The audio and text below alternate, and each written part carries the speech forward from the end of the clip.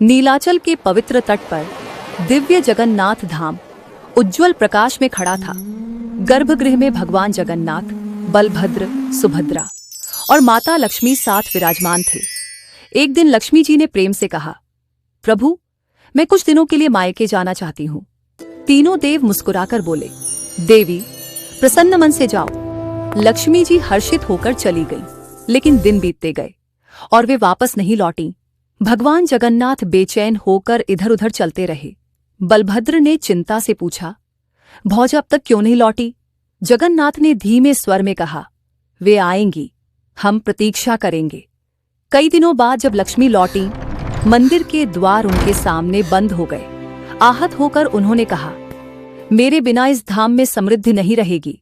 उनके जाते ही मंदिर की रसोई ठंडी पड़ गई। तीनों देव भोजन के लिए बैठे, पर सामने की थालियां खाली थीं।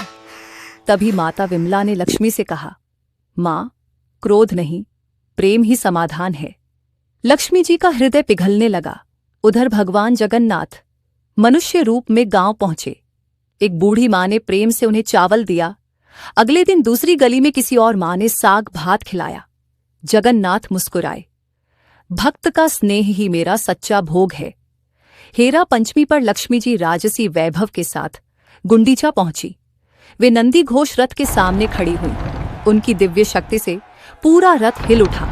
संदेश स्पष्ट था, लक्ष्मी के सम्मान को अनदेखा नहीं किया जा सकता। बहुधा के दिन जब जगन्नाथ वापस लौटे, लक्ष्मी जी मंदिर के द्वार पर अटल खड़ी थी। जगन्नाथ ने सिर झुकाकर कहा, देवी, आपके बिना यह धाम अधूरा है, मुझे क्षमा करें। लक्ष्मी जी का क्रोध तुरंत पिघल गया। उसी रात लक्ष्मी जी ने स्वयं रसोई में भोग बनाया। उन्होंने तीनों देवों को प्रेम से भोजन परोसा।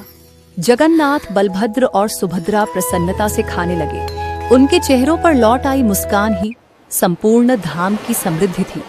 जहां क्रोध था, वहां अब प्रेम था और नीलाचल धाम फिर से आनंद और प्रकाश से भर उठा।